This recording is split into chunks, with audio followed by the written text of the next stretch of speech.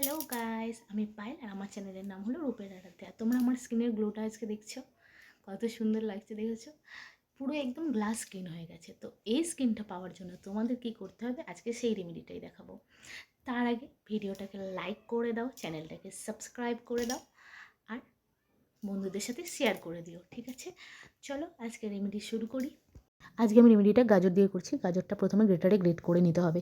তো গাজরে রয়েছে vitamin A, B, C আর রয়েছে ভিটামিন ডি, ই, কে।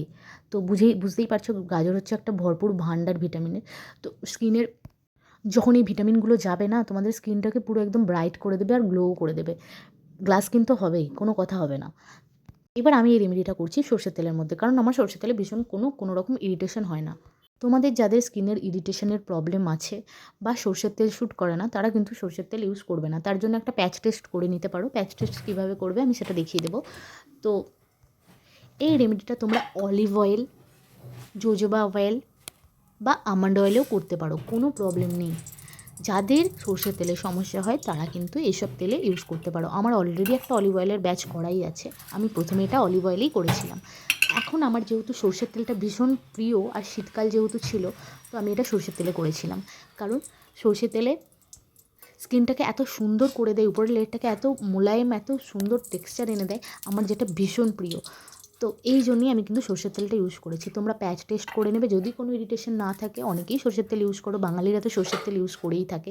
তো যাদের কোনো প্রবলেম নেই তারা কিন্তু সর্ষের তেলেই রেমেডিটা করো, ওটার কিন্তু বেস্ট রেজাল্টটা তোমরা পাবে। আমি সমস্ত তেলে ইউজ করেই কিন্তু বলছি, সর্ষের তেলে কিন্তু তোমরা বেস্ট রেজাল্টটা পাবে। তো দেখো এবার গাজরগুলোকে আমরা দিয়ে দিয়েছি তেলের মধ্যে। এবার ভালো করে লো ফ্লেমে রান্নাটা হতে দেবো। তো যতক্ষণ রেমেডিটা হচ্ছে, এটা কিন্তু একটা বেস্ট ক্লিনজারও বলতে পারো।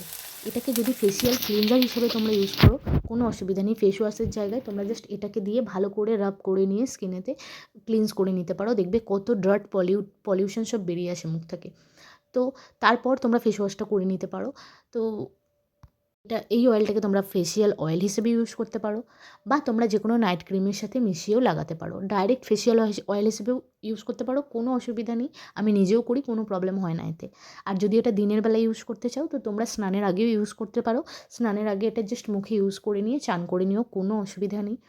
আর হ্যাঁ, ফেস ওয়াশটা ইউজ করো না, কেননা ইউজ করতে লাগবে না, তাতে তোমাদের স্কিনের টেক্সচারটা কিন্তু আরও সুন্দর হবে। কারণ এই অয়েলটা যত মুখে থাকবে ততই কিন্তু স্কিনের টেক্সচারটা আরও সুন্দর হবে। যাদের অয়েলি স্কিন তারা কিন্তু অয়েলটা রাখবে না। যাদের ড্রাই স্কিন তারা কিন্তু এই অয়েলটা রেখো। আর যাদের এজ 27-এর উপর হয়ে গেছে তারা কিন্তু অয়েলটাকে রাখার চেষ্টা করো, তাতে কিন্তু তোমাদের স্কিনের লেয়ারটা খুব সুন্দর হয়ে যাবে। আর এটা অ্যান্টি এজিং রেমেডি হিসেবেও ইউজ করতে পারো, কোনো অসুবিধা নেই। এবার আমি একটা ছাঁকনি নিয়ে নিয়েছি, এটা ঠান্ডা হবার পর কিন্তু আমি ছেঁকে নিচ্ছি। ভুলেও কিন্তু আগে ছাঁকতে যাবে না, তাতে কিন্তু প্লাস্টিকের ছাঁকনি গলে যেতে পারে। আর যদি তোমাদের কাছে স্টেনলেস স্টিলের যে ছাঁকনিগুলো হয়, ওই স্টিলের ছাঁকনিগুলো যদি থাকে তো কোনো প্রবলেম নেই, ওগুলো দিয়ে ছেঁকে নিতে পারো, তাতে তোমাদের গলে যাওয়ার কোনো ভয় নেই। কিন্তু আমার যেহেতু প্লাস্টিকের ছাঁকনি, আমি ঠান্ডা করে নিয়ে তারপর কিন্তু এটাকে ছেঁকে নিয়েছি। এই অয়েলটা তোমরা সমস্ত পারপাসে ইউজ করতে পারো, ফেসিয়াল অয়েল হিসেবে, অয়েল ক্লিনজার হিসেবে, ইনফ্যাক্ট তোমরা পুরো বডিতেও ইউজ করতে পারো। আমি যেহেতু অল্প ব্যাচ মানে ছোটো একটা গাজর নিয়ে করেছিলাম এবং 2 টেবিল স্পুন সর্ষের তেল নিয়েছিলাম, তাই আমি অল্প ব্যাচে করেছিলাম। তাই আমার এটা বেশি দিন থাকবে না বলে আমি জাস্ট মুখেতে ইউজ করব। তোমরা যারা গায়ে হাতে ইউজ করবে ভাবছো, তারা কিন্তু অনেকটা করে নিতে পারো, কোনো প্রবলেম নেই। এটা অনেক দিন থাকে, এটা প্রায় তোমরা 1 মাসও রাখতে পারো, কোনো প্রবলেম নেই। কোনো রকম খারাপ হওয়ার কোনো ভয় নেই, কোনো প্রিজারভেশন লাগবে না। এটা নিজে থেকেই একটা প্রিজারভেটিভ, কারণ তেল তো একটা নিজে থেকেই প্রিজারভেটিভ। তোমাদের কোনো রকম অ্যান্টি এজিং ক্রিম কিনতে লাগবে না, জাস্ট নাইট ক্রিমের সাথে এটা ইউজ করে দেখো। আমি দেখো অলরেডি নাইট ক্রিমটা নিয়ে নিচ্ছি আঙুলে করে, আর জাস্ট 2 ফোঁটা দেবো এই ফেসিয়াল অয়েলটা। তোমরাও কিন্তু এটা বুঝেই দেবে, 2 ফোঁটাই দেবে, তার বেশি দেবে না। যেহেতু কি আমরা রাতে মুখটা না ধুয়েই শোবো, এটা মেখে জাস্ট শুয়ে পড়বো, তো সেজন্য রাতে বেশি অয়েল ইউজ করবো না, জাস্ট 2 থেকে 3 ফোঁটা। যদি স্নানের আগে করো তাহলে কিন্তু তোমরা অনেকটা বেশি ইউজ করতে পারো, কেননা আমরা যেহেতু কি ওয়াটার স্প্ল্যাশ করবো স্নানের সময়, তো তোমরা বেশি ইউজ করতে পারো, কোনো প্রবলেম হবে না। আর এটা পুরো অ্যান্টি এজিংয়ের রেমেডির কাজ করবে, তুমি দেখে নিও। জাস্ট মারাত্মক জিনিস এটা একটা, স্কিনের টেক্সচারটাকে দারুণ করে দেবে।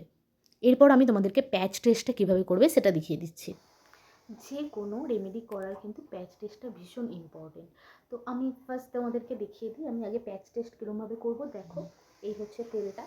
আমি এই কানের এই পাশে লাগিয়ে আগে দেখবো আমার কোনো ইরিটেশন হচ্ছে কিনা। যদি জ্বালা জ্বালা ভাব হয় বা কোনো সেন্সেশন হয় বা কোনো ইরিটেশন হয়, তো আমি বুঝে যাব আমার এটা শ্যুট করছে না।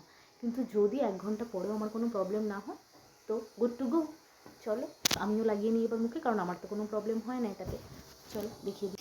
এবার আমি দেখো হাতে ভালো করে লাগিয়ে নিয়েছি ক্রিমটা, নিয়ে মুখে লাগিয়ে নেবো। অলরেডি আমার মুখটা অলরেডি ক্লিনস করাই ছিল, ক্লিনজিং, টোনিং, ময়েশ্চারাইজিং। কিন্তু এটা নাইটের একটা ভীষণ ভালো একটা রুটিন। ক্লিনস করবে মুখটাকে ভালো করে, সেটা তোমরা বেসন দিয়েই হোক বা কাঁচা দুধ দিয়েই হোক বা নিজেদের পছন্দের ফেস ওয়াশ দিয়েই হোক। তারপর স্কিনটাকে টোনার করে নেবে বা একটু গোলাপ জল দিয়ে মুছে নিয়ে দেন এই নাইট ক্রিমটার সাথে তোমরা এই ফেসিয়াল অয়েলটা ইউজ করবে, বা যে কোনো ময়েশ্চারাইজারের সাথেই ফেসিয়াল অয়েলটা ইউজ করে যে শুয়ে পড়ো, তারপর স্কিনের গ্লোটা দেখো। আর সিটিএম ভীষণ গুরুত্বপূর্ণ, ক্লিনজিং, টোনিং, ময়েশ্চারাইজিং তোমাদের কিন্তু এটা ডেলি নাইট কেয়ারে রাখতেই হবে, ঠিক আছে? আর এই মাসাজ অয়েলটা দিয়ে তোমরা কিন্তু স্কিনটাকে মাসাজও করতে পারো, কোনো প্রবলেম নেই। রাতে একটু মাসাজ করে নিলে স্কিনটার টেক্সচারটা ভালোই হয়। আজ এই পর্যন্তই। চ্যানেলটাকে প্লিজ সাবস্ক্রাইব করে দিও, আমার পাশে থেকো, আর কমেন্টে জানিও রেমেডিটা কেমন লাগলো। চলো টাটা, বাই।